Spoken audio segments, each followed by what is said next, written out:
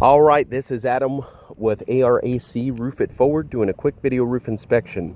So I've got 1, 2, 3, 4, 5, 6, 7, 8, 9, 10, 11, 12, 13, 14, 15, 16, 17, 18, 19, 20, 21, 22, 23 panels, one solar water heater. We've got a couple solar tubes here.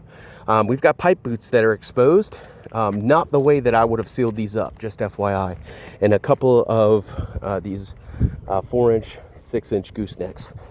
So first and foremost, I want to just kind of talk about some of the things that we found. We came over here because we have this tarp here on the side. Came around the corner and saw it, so we were like, let's talk to the homeowner and see what's going on. This roof has been replaced. It actually was replaced after Hurricane Irma, so back in 2017. Now, this being a 7-year-old roof, there are a couple of things that I found that I'm like, man, I can't believe this is just 7 years old. But we've had a few hailstorms, and last one that came through was back in July, and it's August now. So less than a month ago, we had hail that came through here, and I marked up a good bit over here. There's a couple of really good spots that I'm going to bring to the attention of the homeowner here. So the hail definitely came from a direction.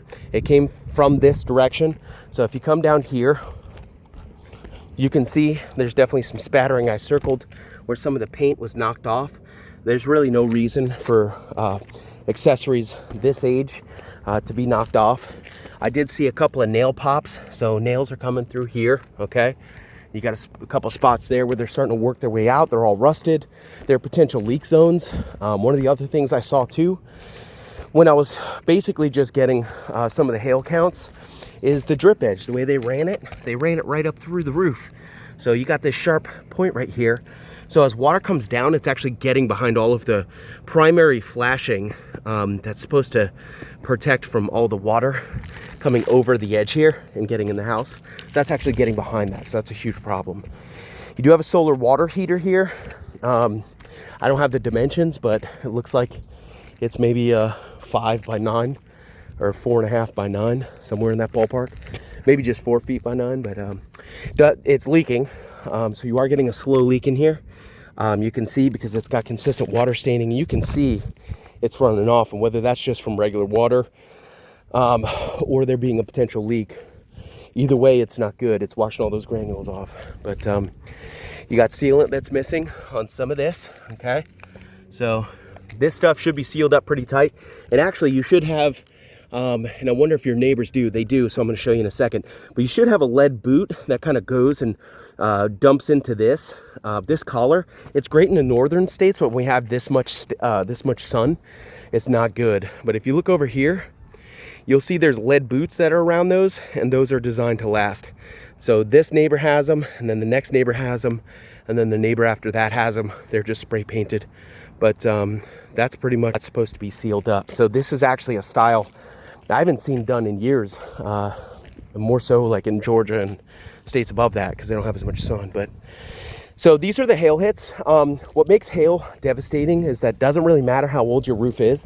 What happens is it comes down, it hits the matting, disperses the granulate. The granulate is the UV protection of the actual roof itself. So basically what's going to happen is these areas here are just going to cook out pretty significantly and start getting these little thermal cracks in there. So then you'll start to see the fibers, and what used to be a water shedding system is actually going to be more like a colander, like a spaghetti strainer. But yeah, I've got some consistent blemishes here. So now the thing is that the insurance company is going to take a 10-foot by 10-foot section. Okay, they call it a test square. Randomly speaking, unless they ask me like, hey, what side is, or what slope did you see it on? Then they'll do that hit, see where they can find those hits, and they're going to see all these hits. Now they only need 8, but if I could find 8, I could typically find 20, and I just kept going. So now on this slope, same thing, just 10 foot. I didn't go all the way down, even though there's more. I actually got a phone call, so I figured, you know what, let's just get this video and get off this roof. But there's more over here on this side. And point being is that I do believe you've got a real good argument here to get the insurance involved. You have that issue going on the side here, and I'm pretty convinced that if we get the insurance company to come in here and take a look at this, we could probably get this roof replaced. It's got enough damage on it where I would warrant at least giving them a shout and letting them know. Not to mention there are some spots here where you've got some wind damage, so storms have definitely come through here and given this kind of a beating, but ultimately we'll probably get this taken care of in the mix. So you think your odds are good. But overall, this is Adam with ARAC Roof It Forward, and we're signing out. So thank you.